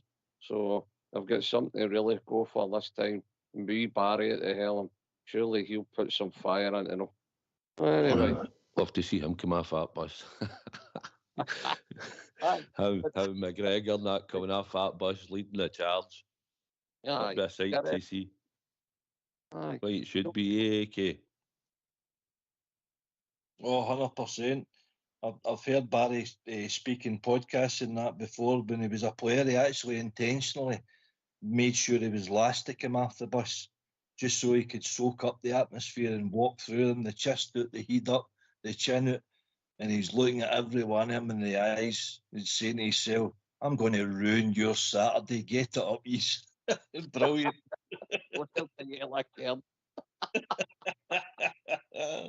Aye, looking forward to it. Aye. Anyway, we've got a game tomorrow. So talking about tomorrow, I don't think he's going to make any radical changes, Stevie. I thought it was a hard surface. I didn't like the fact the first game was against Kelly on that surface, but I think tomorrow, back on the grass, I think we'll see hopefully a wee bit more quicker play again and more running off the ball, because the conditions in that, and the command on any time you try to play the ball on that surface, it's no great. It's more you should lump the ball, play second balls. A lot of teams do that down there, but I think tomorrow, looking forward to, hopefully we'll get a passing game going tomorrow, and a lot of players running off the ball into space, and maybe see a wee patterns of play. I'm not expecting a lot, but I'm expecting the heart, desire, and endeavour to be there for the team, and that takes at least half the way. The rest of it is just applying the final touches to make sure that we're creating chances to score goals. But I'm just looking forward to that. So not expecting massive big steps tomorrow, but I'm expecting a win, but I'm expecting to see a lot of heart and endeavour and running about. Aye. Listen, he said it in his interview. Look, you're going in the front foot tomorrow. You're at Ibrox. No, but he's no daft. He's not going to give his full game plan away who's playing or anything like that. But look, I can just see a Rangers team tomorrow constantly gone at them. Constantly gone. Sitting, no doing that horseshoe. See that? Out to the left, into the middle, out to the right, back into the middle, playing along the back, slowing the play down. I can just see a Rangers team tomorrow going out, constantly attacking, constantly going forward, nagging back. I can see that tomorrow. And you know what Motherwell will do? They'll have their game plan. They'll do the low block. You know, they'll kill Scottish football. You know, they'll just put everybody across their 18-yard box and defend for their lives. That's all they're going to do, and try and hit you in the break. So, look, wee Barry's one of us. He knows the script. He'll probably read the game the way we do too. But, you know, I'm just looking forward to a Rangers team going at Motherwell tomorrow and try to get the game done early. Come out the traps quick. We've not seen that for a wee while. Get out the traps and get the game done. And then he can experiment a wee bit in the second half if all's gone well. If you're 2-3 nothing up, that would be great, and he can try some other things, you know. But I'm looking very much like you, Southside. I'm looking to see wee pockets of play. We're looking to see a bit of guile. When we say guile, I don't mean go out and just kick everything that moves. I just mean don't get bullied. Don't let somebody harass you, bully you. Stand up to them. Look them. Who are you talking to? You know what I mean? Stand up to them. They're right in their faces. You know what I mean? Play the game, but don't get caught up. You know what I mean? Be cute with it. Do the dark arts, but be cute with it. Ibrox tomorrow, I'll be there along with hopefully at least 50,000 other bells, and we've got the armed forces at Ibrox, and it's a fantastic Hang Rangers Day for our armed forces. Present them a check, that and all the army boys that come. And by the way, the Royal Marine Band there, absolutely exquisite. As a flute player myself, I've got to hand it to the lassies and men in the Royal Marine Band. They're absolutely fantastic, immaculately dressed, and their tune and their repertoire is absolutely fantastic. We toe tappers in there, and you know what the bells will love is, come on, geese the sash, and that. We've got a wee laugh with them and that. And when they're finished playing, they get their big round of applause. But I'll tell you what, tomorrow could be a good day for us. Just get out there and do the business, Rangers, and make our weekend. Practice makes perfect, big man, as they say. But aye, AK, I think that's what we're looking for tomorrow. A fast start. I think Murrable's last lineup, they played a 3-5-2. I don't know if they'll do that tomorrow, but he started a 3-5-2. I think he's still sort of changing their team a bit as well. He's no longer in the job there, manager Wimmer, is he? Aye, new manager as well. So he's looking to get a reaction out of his players in that. They've been on a difficult run late, Motherwell. No great form coming in. They won their last game, right enough. I think it was against was it Ross County. But poor away form. Last 4 games they haven't won, and they haven't won away from home in their last 7. You know, so we've got a good home record. It's going to be an edgy game. I think there's got to be a wee bit of nervousness about the stadium because we don't know what they can expect. We don't want to get on their backs kind of early. We want to encourage, and I think he might actually introduce a couple of the boys. To be honest with you, I think he'll have trust in Bailey Rice rather than play him down at Rugby Park. I hope he starts him tomorrow up against Lennon Miller, and you might even see young Finlay Curtis as well. So looking forward to it. Good start, as you say. Get a couple of goals up and see where it takes us. I'd like to see Bailey Rice at some point, but I think first and foremost it's about winning the game. I think your team will probably be very close to it. But I think if Suter or Balogun, he doesn't risk any of them. I don't know if he'll play Fernandez. At some point we'll have to see him because he was on loan with an option to buy.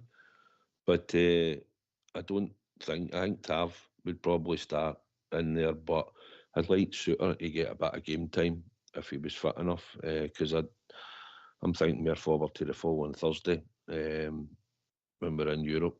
I'd like to think that he'll be taking part in that, so I thought maybe get a bit of game time into him, but I just think Tav will probably play in there, Stevie, if Suter or Balogun, he doesn't risk any of them by chancing them. Aye. Look, I was listening, he's talking about the young boys there. I think he said in his thing, he's not just going to fling young boys on for the sake of it, they've got to show them something. I think he's going to play his strongest team tomorrow and try and get out of the line early doors. I'm not too sure if you'll see some of the young boys coming on. I'm really no, lads. I'd love to say that. I'd love to say we're 3-0 up at half time and it's going to happen.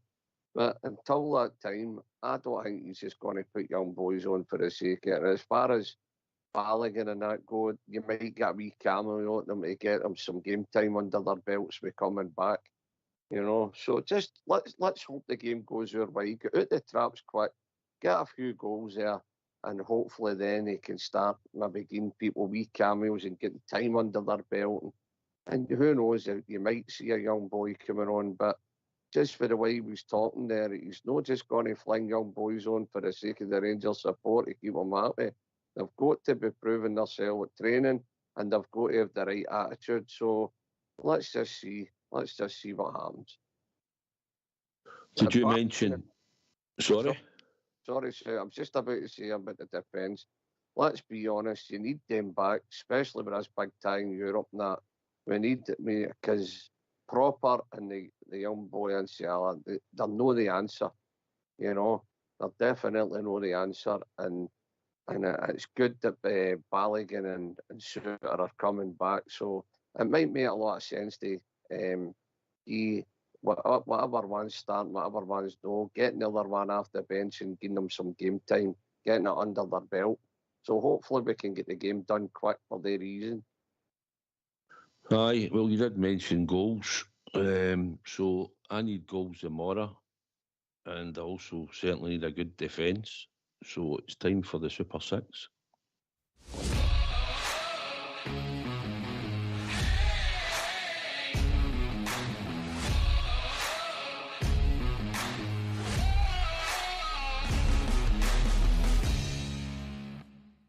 Hi, welcome to Southside Super 6 for the 1st of March. This weekend we're just going for 6 teams to win. So the first selection this weekend will be Middlesbrough. The second selection this weekend will be Ayr United. The third selection this weekend is Raith Rovers. The fourth selection is Stockport. The fifth selection is Bournemouth. And the sixth selection is Doncaster.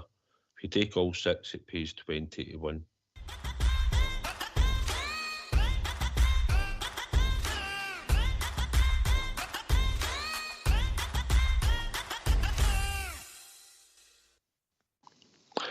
How could you not? Go for it, Shin. You never know. I'll put a wee 2.5 on as well for it, just in case. I done a 2.5 and all, but I was going to do the 2 of them, but I thought, no, I'll just do that. Might as well you just get well. That? What's that? Have you got it, didn't you? You know, gain is that, you know, we could lose another £5. You could lose 250 in each bet if you want. Well, I'll give you the 2.5 goals that I was going to do, right? So we'll just do this quickly, since we didn't actually do it there. The Ayr United Airdrie game, Hamilton and Falkirk game, Stevenage and Huddersfield, Stockport and Blackpool, Doncaster, Newport, and Bournemouth and Wolves. Taking A6 all over 2.5 goals, and it pays 40 to win. So there's a bonus for you, Stevie. Good luck. Listen, I don't know how to put a line on or anything like that, but how do you pick them Southside? Do you like Stevie the bookie? Do you do that, close your eyes and do that with a pen, bump? Or is it a case of, let my nephew pick them, or the Wayne or the Grandman or whatever the script is? Because there's not a lot of people winning a lot of money after you, old son. Top was that, Stevie. There's a few of them cashing out and winning money. That's the issue. No. Who that is? I tell them I'd take them down to a shop that could sell them a spine, Stevie. No. Old ox, you know. Cafe. Sitting in a cafe cashing out. Aye. That's what we'll be doing tomorrow as well, no doubt. But aye, that's tomorrow. Anyway, if you want to lose some money or hope that you win some money, you can try the bets tomorrow. So there you go, AK. You've got 2. Aye, good. Aye, that'll give me a wee interest. Listen, I was right. I asked the 2 of you, obviously being at the game on Wednesday there. Did you notice any difference in the shape? Barry spoke about you were going to see wee differences here and there. We're not going to play a 4-2-3-1. Did you notice a difference? Obviously, intensity play it stepped up. We did see that, but did you notice a difference? Was it a 4-4-2? Was it a 4-3-3? Was it a 3-5-2? Was there any sort of differences obvious? Can I go first? On you go. I was too busy bouncing about with the Union Bears to notice any of that.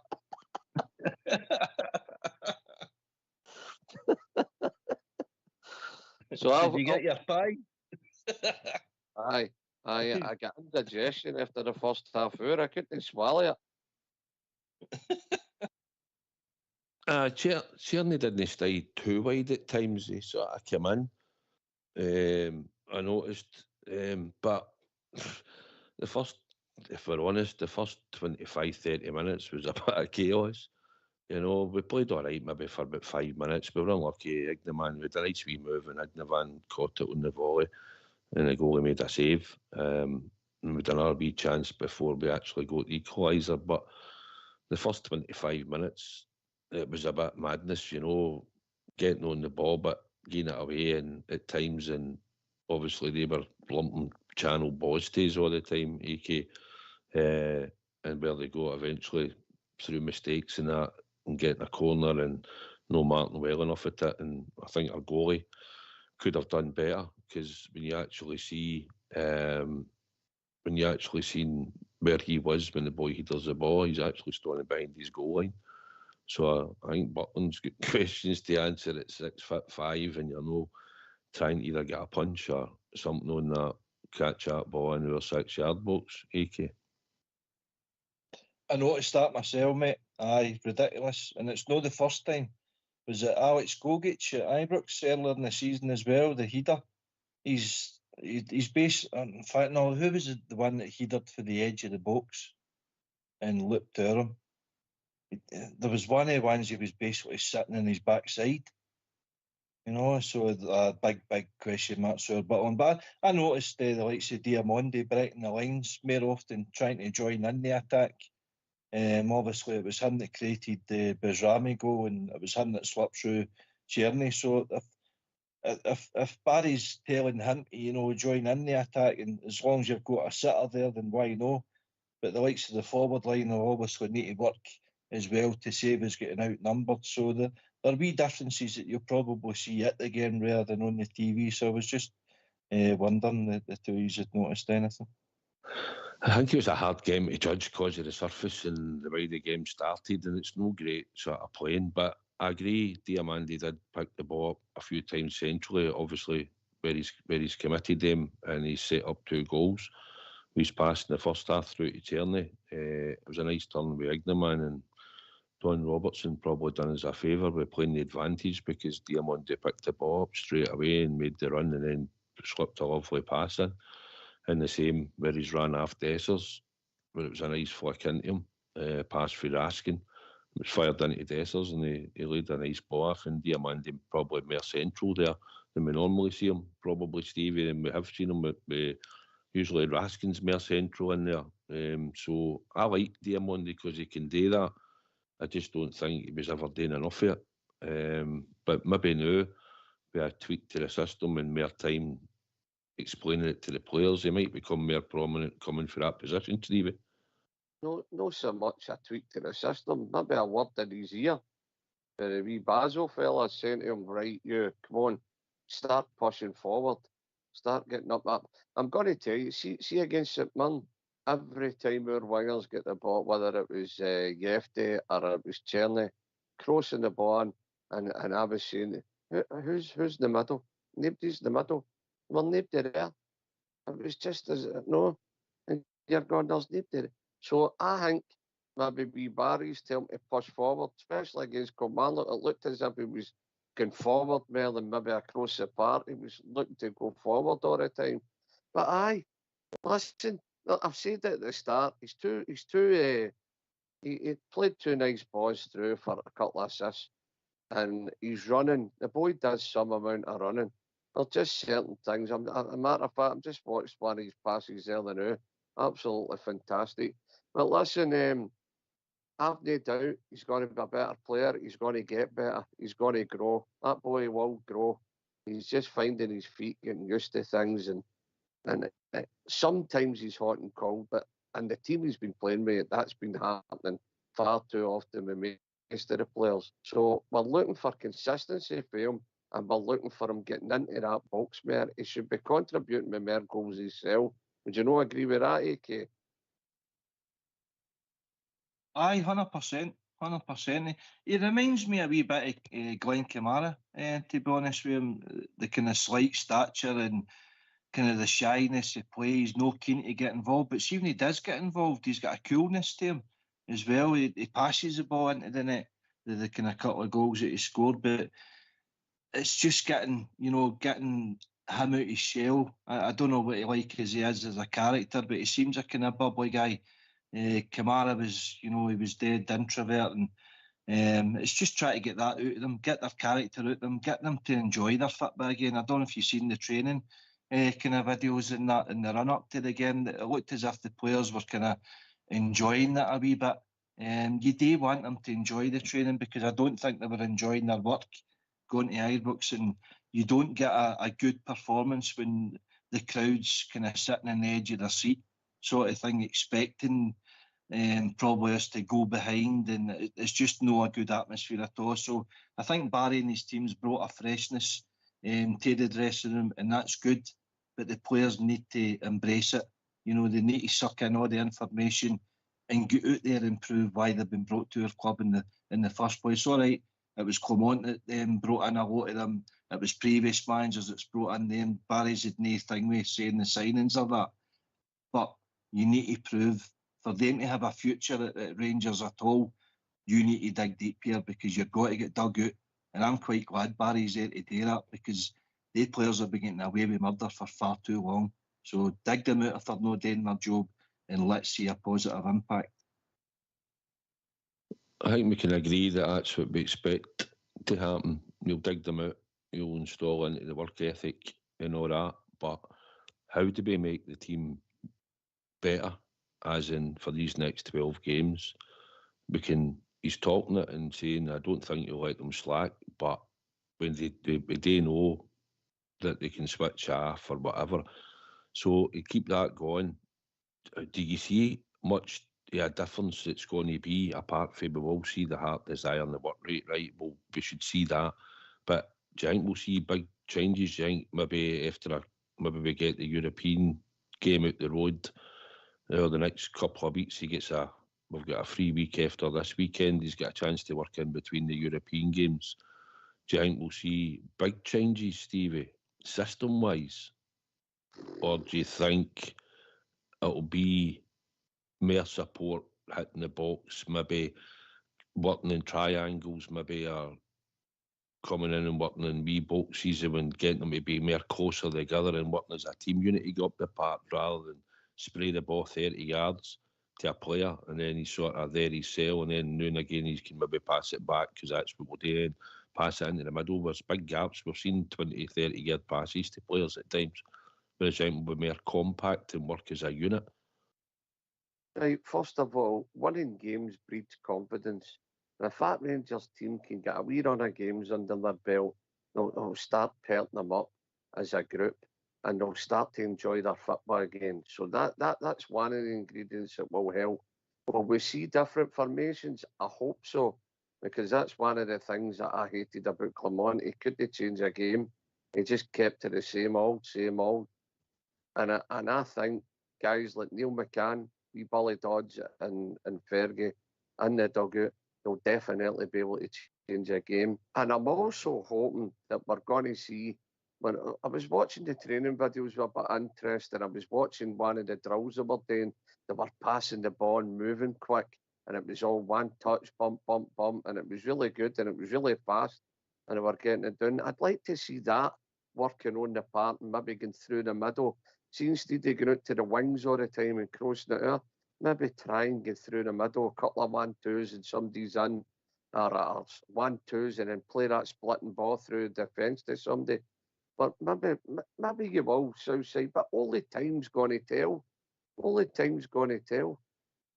Do I think they're going to win every game at the end of the season? I'd be liar to say aye. I think they're going to be wee bumps. I hope it's not in the European game or against them.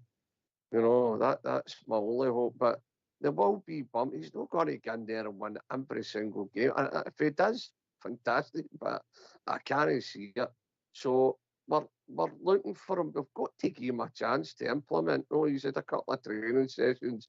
Are we going to see it right away? Maybe no.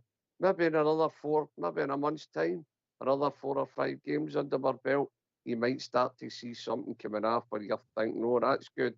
That's excellent. Or you might be a game where somebody's playing a low block and he's changed something and you think, that's worked.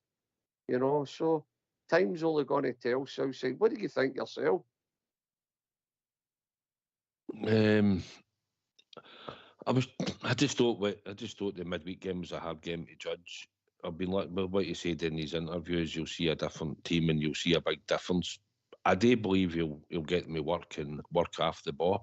I'm just not sure sort of what type of system.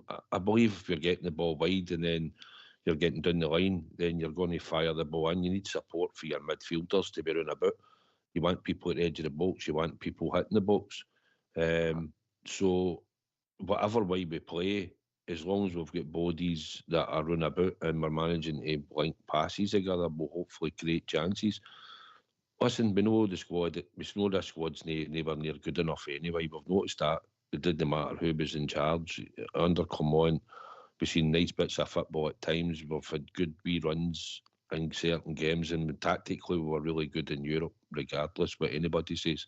Tactically we were really good in Europe, and we could have come out with a few more points than we did. Through all the games that we played, we could have probably finished with more. But at the end of the day, it's bread and butter.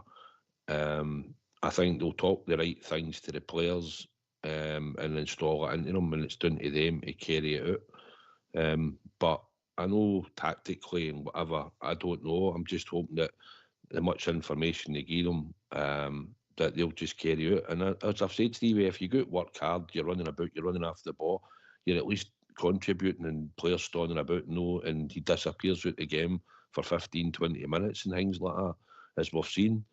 I don't believe that will happen under the four guys that's in the now and the Moroccan coach. I think they'll install a work ethic and all that, but it's down to the players to carry it out. But I'm looking forward to Saturday, because I think playing at Ibrox, the fact that it'll be Armed Forces Day, and the captain's 500th game, Barry's home game, there should be a right good atmosphere before it, and it's down to the players to go out and carry it out. Do you think Dessers will start, AK? Aye. Listen, I agree with everything you say there, mate. Do you speak sense? I mean, we just want the best for the club, best for the team. We want the victory, and we want the... Stevie's right, victories, goals, winning games, it breeds confidence, but that's what playing for Rangers is all about. And Barry said that in his opening line, basically, when we faced the press. What do you expect? I expect that Rangers team to win, regardless. You find a way. If it's not working for you, then you try something different. You dig people out who's not putting the effort in. I was also impressed with that video there, Stevie. I like to see that. That's a way you're beating that low ball. See the sharp passing, 1-2s. You're looking for your partner. You're looking for somebody to make a run. Could even make a dummy run and then open up a space to have a shot. Just do something different, because we were too predictable. But it's not just under Clement we were like that. We were the same under Beale, we were the same under Gio, and to an extent we were the same under Gerrard for his first couple of years, but we managed to work it out in the third year under Gerrard. But do something different, and go out there and grab that jersey and make it your own. Dessers, I think Dessers should start tomorrow. Scored 2 good goals, he should have confidence for that. He's fell out the picture a wee bit for his kind of scoring spree, the kind of start of the kind of end of the year there. There's something, he's not the focal point in the team anymore, so I don't know if he's got a wee bit of a petted lip. He did seem to play well when Danilo was in the picture, but he dipped out obviously with the injury. So Dessers has stepped up again. That's what you need to do. You need to give the manager decisions to make. That's how I would throw in the two boys. Start Bailey Rice and start Finlay Curtis, and if it's not working, then you bring on Hadji, then you bring on Igamani, and possibly bring on Danilo. It's the more options Barry's got, the better. But also Suter, he needs game time tomorrow. Where he starts or where he plays a half of it, hour of that, I think we need him for that Fenerbahce game. A bit radical, Steve here. Curtis and Bailey Rice tomorrow. Thanks. Said his medication. I don't know. I think he's on something, isn't he? Aye, he's bent on a Friday night. The all sales day 2 for 1 and all that up in Burnbank. No, they're all mad. Anyway, listen, it is what it is. I'll be Mora. The three of us will be Mora cheering the boys on anyway, and we'll just need to wait and see. Time's going to tell, and that's it. Can you imagine if we did go on a wee run and we did go further in Europe? You're going to be left with a dilemma, aren't you, come the end of the season? You know, is that team good enough to give some dough to better the team? The management team, are they going to be good enough to give a wee war chest to, you know, or are you wanting somebody else in, you know? And it's going to split people again if they do go on a wee run, you know. Let's hope they do. Let's hope they do. It's a good situation to be in. Aye, listen, I think we look at it as they're in for this short period of time, and if I believe they will only be there at the end of the season, one might be there, two, I doubt it. You never know. You never know in football. Listen, it can happen, but I don't see it. But listen, if they four guys leave and they install what we believe they're installing into them now, and talking to them about the club and everything we've said before, get people in there, there's nobody better than having somebody that's played for you, Captain J and Barry Ferguson. And I've said on here many a time, when I watched Barry come through and that, and as I watched him develop and grow, he epitomised eventually for everything I wanted in a Rangers player on the park. And listening to him talking as a manager, he just says the same things as what he used to say when he was a player. He moans, you'll never be happy, he wants the best, he sets standards. Whether sometimes he didn't live up to these standards, it didn't matter. Everybody else round about him had to make sure that these standards were carried out.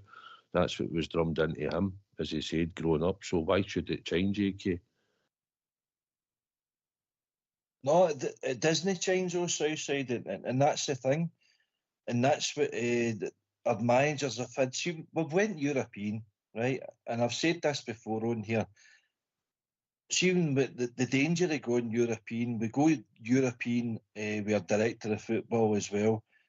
Then we go European with our players. I mean, we're basically picking teams there with barely a Scot on the park, and then we wonder why they're no rolling their sleeves up, particularly away from home, because they're no used to going to a Ross County or a St Mirren or St Johnstone, Motherwell, Hibs. You know all the parts they're going to. We know it's going to be a battle before we even go.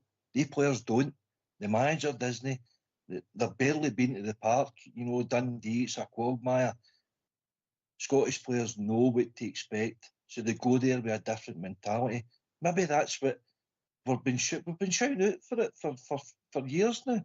You know, we're going European, we've lost our identity, we've hardly got a Scottish player in. We'll never get an opportunity there with these guys and the coaching staff to go back to our roots, to get that link back with the support, with the team. Maybe even go back to, once. I think Barry could get kept on here. I really do. I hope he does. Because Frank Lampard went in difficult, trying circumstances in Chelsea when they were on a transfer embargo. Their finances weren't right. Their club was in turmoil. He turned to the youth. He brought them, he was there for, I think, a year, maybe 18 months, 2 years, before, obviously, the owners decided to have a change. I think we'll go through the same kind of period now where Barry can instill a wee bit of togetherness again.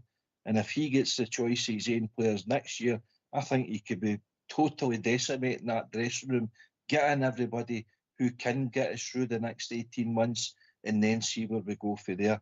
It's up to the new ownership. Hopefully that does go through. It's up to them, really. But just for a bit of stability with the connection, with the management team, the support, all of a sudden we feel as if we've got our club back again. So I'm fully behind the manager, whoever it is. I've said before, I don't really care who the manager is, as long as we're getting the winning teams out in the park. I've got no, affiliation with Barry or that, but I loved him as a player, and I wish him all success in the managerial position.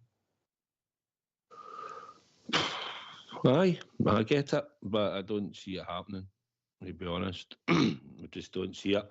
You've got to go and source somebody. You can fall into somebody by accident and that, but it doesn't mean to say that it's going to work. And they're miles off the experience level needed to at Glasgow Rangers. Have the right character, have the right credentials as players and that, but it's different when you're building a team in a magnitude of what we need right away. But I'm happy they're installing the right principles, Stevie, but I don't see anything like that long term. I think once the owners come in, they'll have a vision, and I don't think I'll include the four of them as a management team together going forward.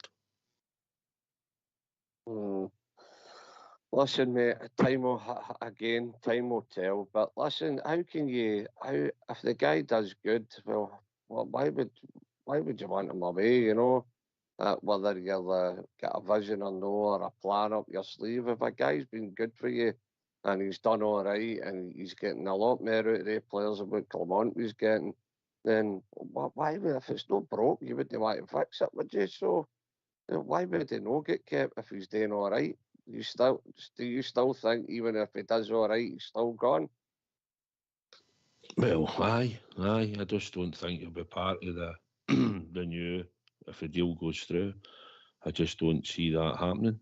Whether they offer him staying in the club in a capacity, but I don't think he'll be the manager, is my honest opinion. I really don't. But I get the feel-good factor and everything. I'm happy that the four of them are there installing what they're installing into the players that maybe didn't get it and they've been learning it, and they can give them their experiences, as we've talked about, because they've been there and done it in all situations, good and bad. So it's all right, well, come on, or when Beale was using it or Gio was using it and that, whatever, but these players have been there and done it and been successful. So I think it stands more behind them when they're talking to the players. But you're talking about tactics and you're talking about a style of play, and I just don't think long term that they'll be there. Maybe one might get kept on, like I've said. I don't know, but I just think when the new owners, if they get this deal done, they'll have a vision and they'll have a manager coming in. Would you prefer Klopp coming in? No. Clippity. The thing is, though, Southside, the financial fair play doesn't go away. So whoever the new manager is, if there is a new manager, he's not going to have tens of millions to throw at the team. That just doesn't go away. We're going to have to still make further cutbacks. We're going to have still to get high earners after the wage bill. So I just think maybe a wee bit of stability. Who knows? It's only objective. We're only thinking out loud between ourselves. I just wish the guys all the success and get what they need, because there's been a lot of money thrown at players with contracts and all that, and we've been, undone. They've no gave us what we wanted for the money that we're forking out. So we need to break this cycle. We just want the best for the club, pal. Aye, I think there'll be a lot of things done, and once, if they're completing a deal, then I think things will move very quickly. There could be sponsorship deals getting announced and stuff that will give us turnover, will be added to our money. I think if we still go down the market of buying players but keep them on sensible wages and stuff like that, because we've got to build a team, I don't think it'll be total splatter cash, but there'll be things put in place commercially and all that. Things will go into place and it'll kick off the finance straight away. So I believe they'll not be sitting and it'll be a year down the line before we see anything in the balance sheet. I think you'll see it the following season. If they get took in with a balance sheet finishes on the 30th of June, if they're in when we go to AGM the year after this year, then I think you'll have seen the difference straight away in what they'll have done in 1 year. So I don't have any doubts about that. Stevie, do you? Quickly before we shut the show? No, I don't know, man. I don't know. But just can I touch on something, Casey, quick?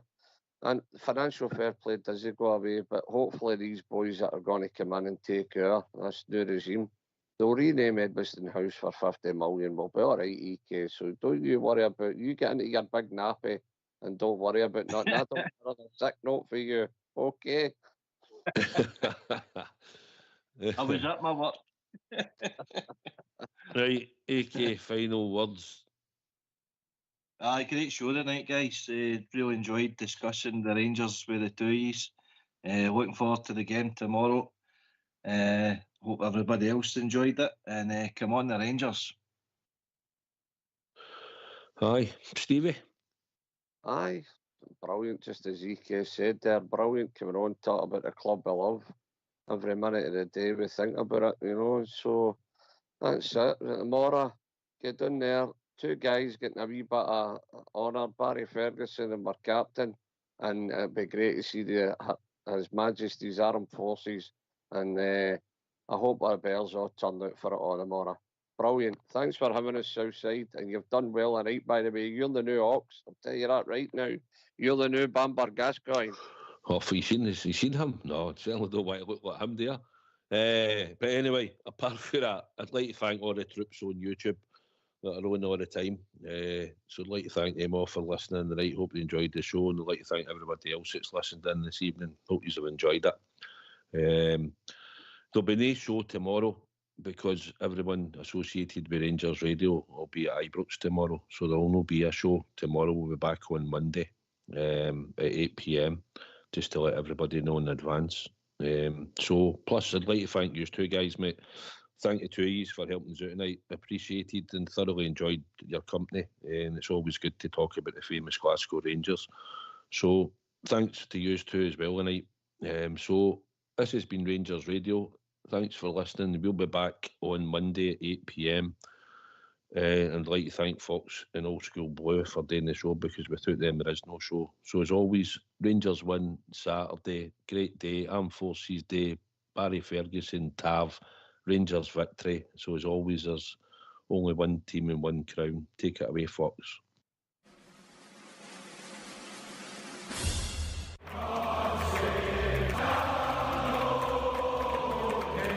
Okay.